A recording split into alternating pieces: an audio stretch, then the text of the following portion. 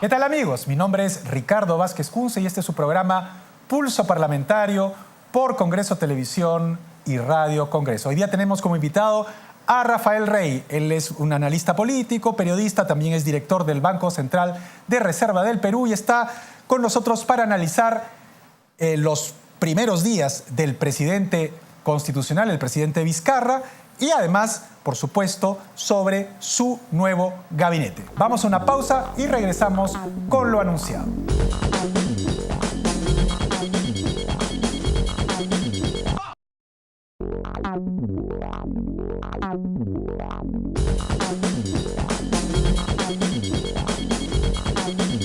Amigos, regresamos con lo anunciado. Está con nosotros Rafael Rey. Él no necesita presentación, pero es director del Banco Central de Reserva y le damos la más cordial bienvenida. Está aquí en calidad de analista político para conversar con nosotros sobre, bueno, la coyuntura que nos trae, en primer lugar, un nuevo presidente constitucional que ha, digamos, sucedido al presidente elegido en el año 2016 y un nuevo gabinete. Entonces tenemos básicamente los elementos de juicio necesarios, los instrumentos para hacer un juicio sobre tanto el presidente como el gabinete.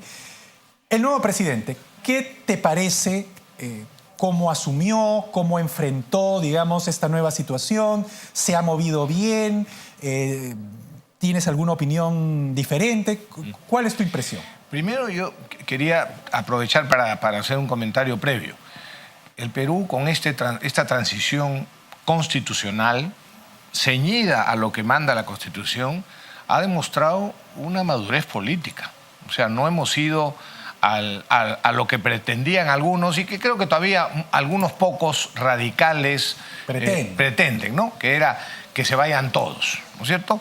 Vamos a adelantar elecciones, cosas que no están previstas en la Constitución, cosa que llevaba al Perú a una situación de inestabilidad tremenda, tanto que ese fue el argumento que usaron para tratar de impedir la vacancia en diciembre. Efectivamente. ¿No? Y sin embargo después es lo que ahora quieren. O sea, antes de vacado, no adelanto elecciones. Una vez vacado, adelante las elecciones. Era un juego bien hipócrita. Totalmente, ¿no? Es decir, totalmente. Ahí ves tú la hipocresía de algunos políticos o de algunos que quieren ser políticos y de algunos supuestos analistas o periodistas que los ves que no tienen coherencia. Bueno. Tienen agenda propia. Totalmente, o sea, totalmente. O tienen odio propio en todo caso, ¿no? Podría ser también, esa es la que lo hacen extensivo a mucha gente. Bueno, pero para responder tu pregunta, yo creo que el presidente Vizcarra actuó bien antes de la vacancia porque, digamos, tú no lo has visto a él hacer ninguna gestión y yo diría mucho menos declaración en contra de PPK, es decir, en favor de la vacancia. Él ha conservado, desde mi punto de vista, una no sé, como... neutralidad. Neutralidad, exactamente, que es lo que le correspondía como vicepresidente, ¿no es cierto? En la situación, sobre todo, en la que estaba el presidente. Exactamente. Porque, disculpe, Rafael, sí. Que nuestro público no olvide que en la primera vacancia el vicepresidente sí tomó un partido, digamos, abierto y expresivo a favor del presidente junto con la segunda vicepresidenta. Exactamente. Pero las cosas que se supieron después ya hacía bien difícil que se vuelva a repetir esa misma escena. Exactamente. ¿No? Entonces ahí yo creo que actuó bien el vicepresidente. Bien, y a pesar de que tuvo presión en el sentido de pronunciarse en contra, ¿no? Y ahí estuvo ni a favor ni en contra, estuvo completamente, como tú dices, de una manera no independiente, neutral. Muy bien. O sea que yo creo que actuó bien en ese sentido. En segundo lugar, yo creo que en su discurso fue un discurso muy... que es de alguna manera lo que el Perú necesitaba. Fue un discurso sencillo, fue un discurso breve, fue un discurso de principios de lo que debería de regir en su gobierno y un discurso generando o provocando unidad. O sea que yo creo que también en eso cumplió. Y creo que él personalmente, con algunos detalles que se han conocido públicamente, como el de la carta, por ejemplo, de disculpa a sus vecinos en el condominio donde tenía su casa, por el ajetreo claro, que causaba la seguridad propia de su cargo, etc. O sea, ese tipo de detalles, ¿no? Y después su visita, incluso a los colegios y a los colegios, los hospitales, claro. ¿no? Estas cosas inopinadas también te dan una señal de sencillez, de deseo de servicio. De manera que yo tengo hasta ahora, y no soy amigo de él, ¿eh? O sea, por ahí se ha estado diciendo que yo estoy asesorándolo y no, bueno, no es así. En las redes sociales se dice cualquier cosa con tal de desprestigiar a las personas con las que uno no está de acuerdo. Exactamente. Bueno, el hecho es que a mí me da la impresión de que es un hombre que con efectivamente deseos de hacer las cosas como es debido y que se distingue muchísimo de su antecesor. De su antecesor, evidentemente. Y eso era clave para, digamos, yo creo que sí. Marcar un parteaguas entre un gobierno que estaba bien cuestionado, bien desprestigiado. Correcto. Y alguien que perteneciente a ese gobierno era el sucesor, ¿no? O sea, sí ha hecho bien el parteaguas político. Yo creo que sí, en dos sentidos. En el propiamente humano y también en el político, porque, o sea, en el discurso de investidura dijo, cuando asumió, vino a decir que se acaben los odios, ¿no? O sea, y cosa que es absolutamente indispensable. Uno puede estar en desacuerdo políticamente con determinados sectores, pero no hay por qué fomentar el odio entre los peruanos, ¿no? Bueno, y eso, o sea que también en ese sentido ha estado muy positivo. Dicho eso, yo diré que estoy decepcionado del gabinete. A ver, ¿cuáles son las razones? Porque te expongo algunas ideas que se ventilan en la prensa. ¿Cómo no? Por ejemplo, ideas en contra del gabinete. Vienen de parte, hoy día he leído la columna de Augusto Álvarez Rodríguez, que obviamente no es tan radical como suele ser, pero básicamente dice que el gabinete no le gusta. No le gusta, ¿por qué razones? Porque parece un gabinete conversado, ¿no es cierto?, con las fuerzas del Congreso, porque hay, digamos, ministros del Frente Amplio, hay ministros que tienen que ver con APP, y en fin... Seguro algunos simpatizantes, dirá, no sé porque no lo he leído, dirá simpatizantes de Fuerza Popular, seguramente. Exactamente, dice que de repente Daniel Córdoba es uno de esos, el ministro Córdoba, que es amigo mío también, es uno de esos nexos con Fuerza Popular. Yo no sé de dónde sacar esas informaciones, pero básicamente lo que él considera es que es un gabinete conversado con esas fuerzas políticas, ¿no? Pero yo me pregunto si acaso ese no era el espíritu que se le pedía al presidente Vizcarra precisamente para que sostenga un gobierno hasta el 2021, cosa que no había logrado hacer el expresidente Kuczynski. No solo se le pedía al presidente Vizcarra, se le vino pidiendo lo mismo mucho tiempo al presidente Pedro Pablo Kuczynski. La diferencia es que, perdona, no solo se lo pidieron, eso es lo que se requiere en política. Es decir, aquel que considera que él y su propia gente son los únicos que tienen posibilidad de hacer algo positivo por el país y que son sectarios en el sentido de que yo no acepto que se coloque a nadie en un puesto público por sus simpatías políticas con determinado partido político, es la peor manera de hacer política. Así no se conduce un país. Además, de manera que no me extraña, permíteme ser muy franco, no me extraña esas palabras o ese comentario de Álvarez Rodríguez, porque yo, si tú y yo, todos, mucha gente conocemos a Álvarez Rodríguez y yo diría que se aproxima a lo que José Barba decía en el Congreso. Cuando fulano de tal vota rojo, yo sé que tengo que votar verde sin saber de qué se trata. En fin, Álvarez Rodríguez yo creo que es un hombre totalmente sectarizado y con ese odio que no construye nada. Pero en fin, dejando al margen ese comentario y habiéndolo refutado, yo digo, claro, no es eso lo que no me gusta. ¿Qué es lo que te preocupa entonces? Ok.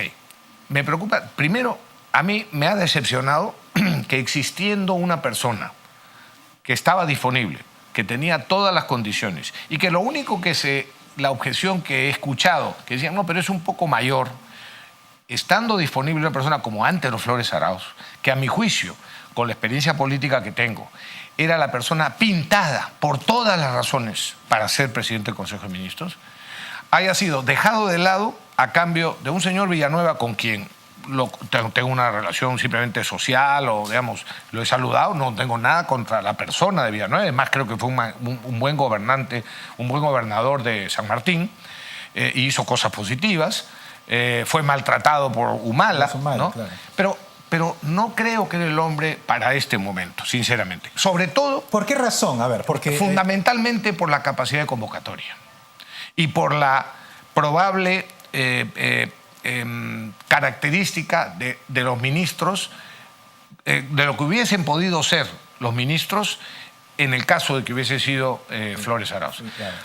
Básicamente, yo creo que, no es que lo sepa, pero me imagino que varias personas le habrán dicho que no al ofrecimiento de un ministerio en estos días, al presidente o al presidente del Consejo de Ministros. Porque comprendo, porque no inspira, no digo que como persona, por favor, con todo respeto, pero no inspira la confianza y la experiencia que requiere un momento como el que estamos. En cambio, ante los Flores, yo creo que hubiera muy pocas personas capacitadas y honestas que le hubiesen dicho que no a una convocatoria, con excepción de varios, entre los que me incluyo, porque yo no pretendo nada, y lo digo para que no haya la menor duda de que no pretendía ni pretendo ocupar ningún cargo público. Que tu respaldo a Antero no es algo interesante. Exactamente, es lo que exactamente. Así que ese es digamos, el principal punto de objeción que tengo, de decepción que tengo.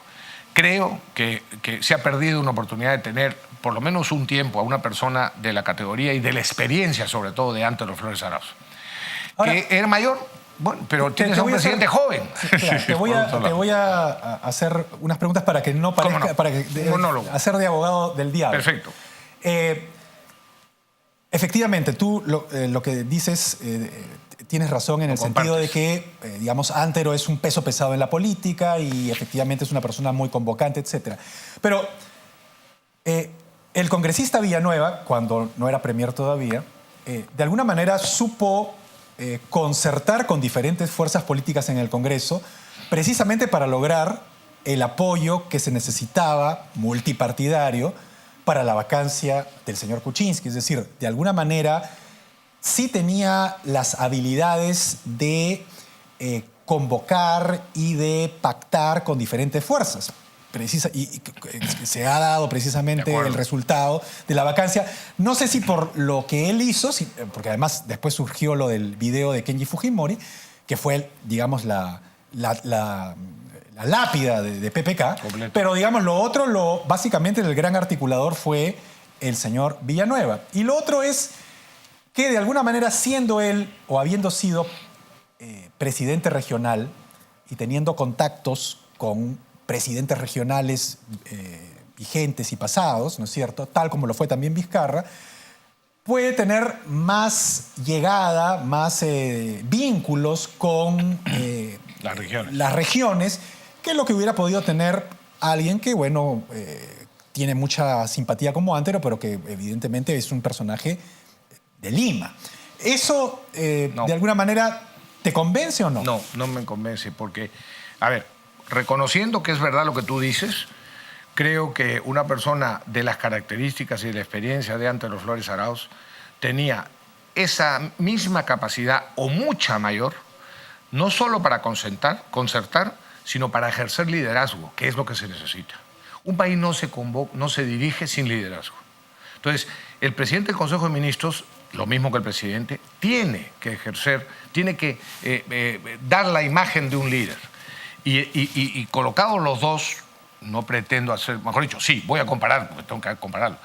Antero, a mi juicio, es una persona que transmite una imagen de mayor experiencia, de mayor seguridad, de mayor cancha, y eso también es un factor muy positivo para la concertación y para la conexión con gobernadores. Así que hasta en eso creo que hubiera sido mejor. Pero digamos que eso es un paso. La consecuencia primera de esta, que para mí ha sido la primera decepción, es que la calidad de los ministros y la coherencia, sobre todo, del equipo que ha sido formado, para mí no está claro. A ver, a eso No está vamos claro. entonces. Entonces, tú tienes una objeción con la cabeza del Consejo de Ministros. Bueno, no con él, pero creo que se ha desperdiciado una oportunidad de tener una persona que era mejor. Ya, perfecto. En todos los sentidos, desde mi punto de vista. Ese es el punto. Ok. Digamos, políticamente, no como persona. Sí. A eso nos referimos. Sí. Y evidentemente también tienes una objeción con la conformación del gabinete. ¿Qué es lo que te llama la atención o te mueve a crítica en el gabinete? Ok. Y te lo pongo de diferentes perspectivas de lo que yo he leído, ¿no? Por lo pronto, personas que tienen que ver con la derecha critican mucho que se haya nombrado en determinados ministerios a personas de izquierda. Por ejemplo, el MIDIS dicen que es de una partidaria del señor Arana, que acaba de renunciar, creo, ayer al partido. El Ministerio de Trabajo pertenece o le ha sido dado a un ministro que evidentemente tiene una tendencia marcada a favor de la OIT y todas las regulaciones laborales que por lo general favorecen a muy pocas personas y no a toda la masa laboral. Esa es una gran discusión que nunca ha sido resuelta ni nadie la ha querido resolver en el Perú todavía. Y está también el Ministerio de Cultura, que ya, digamos, ha venido siendo dado, tal vez por inercia, ¿no es cierto? Yo todavía no entiendo mucho la razón, a personas del sector que se llama caviar, ¿no? Entonces, los de derecha critican ese tipo de ministerios. Pero por otro lado están los caviares, los de izquierda, que critican que por qué se le ha dado el Ministerio de Economía a tal persona, por qué se le ha dado el Ministerio de Producción a otra. Entonces, de los dos lados hay críticas a los componentes del ministerio. ¿Cuál es tu crítica? Yo no descalifico a las personas por la ideología que tienen, pero sí la califico por sus características, por sus condiciones para determinada posición. Okay. Yo considero que la capacidad intelectual y la honestidad personal son dos requisitos indispensables para que alguien pueda ocupar un cargo público en general y, por supuesto, en particular para ser ministro. Y yo no veo, no transmiten una serie de las personas que están en el actual gabinete, no digo todas, por supuesto, a ver, voy a decir que yo voy a no voy a hacer excepciones para no herir susceptibilidades. Pero en conjunto, el gabinete, habiendo personas que reúnen esas dos características que acabo de mencionar. Honestidad y capacidad intelectual. Exacto, honestidad y capacidad intelectual. Yo no veo que ese gabinete refleje, ni de parte del presidente del Consejo de Ministros, ni de parte de los ministros, una expectativa que haya generado en el país una expectativa, caray, esto sí, esto va en serio. Que genere una reacción positiva en posibles inversionistas que tienen detenidas sus inversiones, que genere una confianza, por ejemplo, en el sector minero, en que diga, con esto sí vamos a poder resolver las dificultades que encontramos para nuestras inversiones. No veo que transmitan una clara decisión de generar las condiciones para que la formalización no sea una consecuencia, sino una iniciativa de los propios informales que quieran formalizarse. No veo que haya decisión, mucho menos con la persona que han nombrado en trabajo para hacer la reforma laboral que es indispensable en el Perú, que tú bien has mencionado, nadie ha querido enfrentarla. Por eso mismo. Es decir, eso es lo que requerimos en el Perú en este momento. No veo el prestigio, digamos, de nadie que imponga una claridad de que va a haber actuación con mano muy firme contra la inseguridad, contra los sinvergüenzas y contra la falta de respeto para la autoridad. O sea, no me han inspirado, este gabinete no me inspira a mí como ciudadano y como eventualmente, por decirte, como si poniéndome en el caso de los inversionistas, un entusiasmo. El entusiasmo que generó la salida de PPK y la entrada de Vizcarra, y sobre todo las primeras acciones y palabras del señor Vizcarra, se han, en mi concepto, diluido y se han detenido con el nombramiento del gabinete. O Ahora, sea, ¿qué faltaría? déjame terminar Sí. la idea. Creo que la ilusión que hubo y de la que yo participé, dije, ok, ahora se quita el factor de incertidumbre que venía siendo PPK y el entorno del entonces gobierno suyo, y se da una nueva oportunidad al país. Eso, yo no estoy diciendo, no quiero ser pesimista, pero... Eres realista en tu Pero la opinión.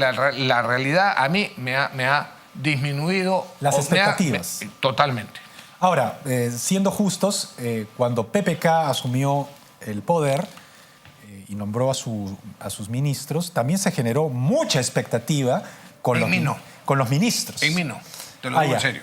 O sea, lo hubo porque con decían, determinadas era personas. un ministerio, un gabinete de lujo, todos son técnicos espectaculares, con PhD por acá, con maestrías por allá, esto va a ser lo máximo, y al final mira cómo terminó todo. ¿Por qué? Sí, pero a mí no, y te lo digo en serio. Porque, a ver, yo dije, bueno, si se saben entender con la mayoría del Congreso, entonces podrían hacerse cosas bien, ¿no? En ese sentido sí lo reconocí, pero no me generó entusiasmo, por la siguiente razón. Yo no dudo de que tenían varios de los ministros, bastante de los ministros, calidades académicas extraordinarias. O sea, lo que tú llamabas calidades intelectuales, ese punto sí lo tenía. Y académicas, de formación, pero de experiencia empresarial, de manejo de empresa, es decir, de pelear contra la informalidad, de pelear contra los absurdos tributarios o de los abusos de la SUNAT, de la tramitología y del absurdo de la burocracia, de haber sufrido desde el otro lado. ¿Sabes qué pasa, Ricardo? Yo tengo una suerte. Yo he sido empresario, ejecutivo de empresa durante 12 años y fui gerente general 8 años de una compañía naviera internacional. De manera que yo, cuando entro a la política el año 90, vengo con la experiencia del sufrido ciudadano que tiene que sufrir a la burocracia, las cosas absurdas, las leyes estrambóticas, etc. Entonces entré al Congreso con esa experiencia y con la decisión de que había que cambiarlo. Y además con la idea clarita de que al ser elegido funcionario público, yo pasaba a ser servidor de los demás, de los empresarios, de los ciudadanos, de cualquiera. Servidor. Eso hay que clavárselo. Y traté de hacerlo en mi vida política, incluso especialmente cuando fui ministro. Entonces, pero por eso es que yo considero que los mejores ministros son los que han sido antes ejecutivos de empresa, han sufrido la experiencia de un emprendedor, por decírtelo fácil. Lo que un empresario aprende en la práctica no lo da el mejor doctorado en la mejor universidad del mundo. Es más, generalmente los mejores empresarios no tienen ni doctorados ni maestrías en ninguna universidad. Muchas veces no, efectivamente. Pero, veces no. a ver... Steve Jobs, por ejemplo. Steve Jobs. O también Bill Gates no tiene... O Bill Gates, nada, o sea, exactamente. Que ha creado pues, un imperio mundial, él es el hombre más rico del mundo. Ahora, hay, sin embargo, un contrapunto a lo que tú dices. He leído en algún sitio, no recuerdo quién, pero no me gusta robarme las ideas sin decir que las he leído en alguna otra parte, que la virtud del gabinete es que muchos ese es el gabinete de los viceministros. Es decir, son personas que ya han estado en los ministerios, han trabajado en el Estado durante diferentes gobiernos y por lo tanto ya tienen el expertise de tratar con políticos de diferentes ideas o de diferentes lugares, ¿no es cierto? Precisamente porque han trabajado en los ministerios. De tal manera que ellos no tienen que, digamos, sentarse en su despacho y empezar a conocer cómo funciona todo, etcétera, sino que ya saben cómo funciona la cosa y ya tienen ese link con algunos congresistas, con algunos políticos, etcétera. Que eso de alguna manera les va a dar algo que no tendría alguien que, pues, con todos los títulos políticos o intelectuales, que recién se va a sentar ahí.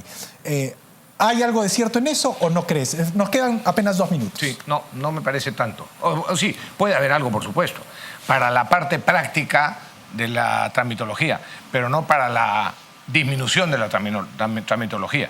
Porque yo te diría, esas personas que han participado en los ministerios, ¿de qué gobiernos han sido?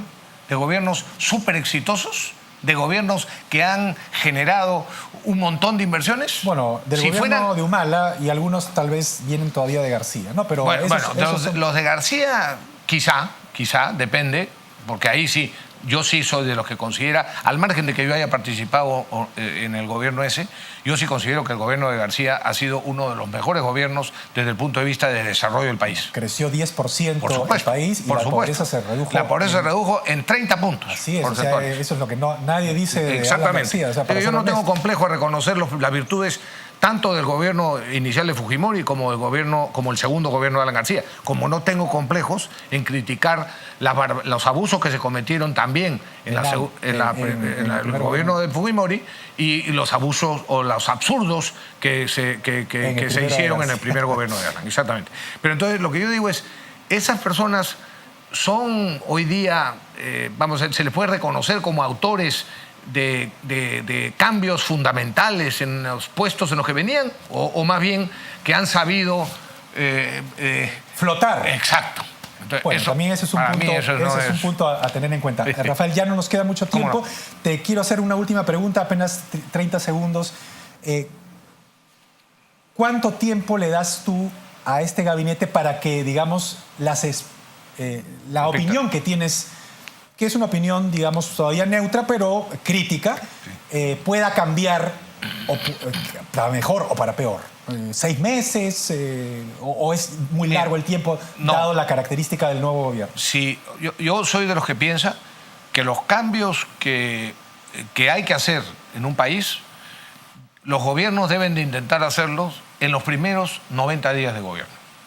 Si en los primeros 30 días tú no estableces cuáles son tus metas y cuáles son los objetivos que quieres conseguir y los mecanismos o las medidas para conseguir esos objetivos, es muy difícil que después lo hagas. Entonces, yo sí espero que haya, mejor dicho, estoy convencido de que va a haber colaboración del Congreso. No porque les genere enorme confianza el gobierno, sino por necesidad del propio Congreso. Yo creo que el Congreso actualmente, por la imagen que han proyectado, no digo que por la realidad, por la imagen que han proyectado y que los medios, algunos medios de comunicación han contribuido a proyectar, no tiene el Congreso margen de error. O sea que les van a apoyar al gobierno, no por convencimiento y entusiasmo, sino por necesidad del propio Congreso. Pero eso tiene el siguiente peligro, que se les apoye sin que se tomen las medidas que se requieren tomar para hacer el cambio que el país necesita, por lo menos algunos cambios en el tiempo que queda de este gobierno, que son 3 años, y que no haya, o mejor dicho, que más bien algunos que sí tienen agenda mala desde mi punto de vista para el Perú, aprovechen esa ayuda y esa falta de desentendimiento, o más bien de entendimiento, para meter la agenda que a ellos les interesa, ¿ya? Entre otros, por ejemplo, el tema de derechos humanos, etcétera, ¿no? Aunque ahí, felizmente, tienes a un ministro que creo de justicia que tiene las cosas claras. Rafael Rey, ha sido un placer tenerte en el programa. Muchas gracias por habernos acompañado. Amigos, no hay tiempo para más. Conmigo será hasta una siguiente emisión de Pulso Parlamentario por Congreso Televisión y Radio Congreso.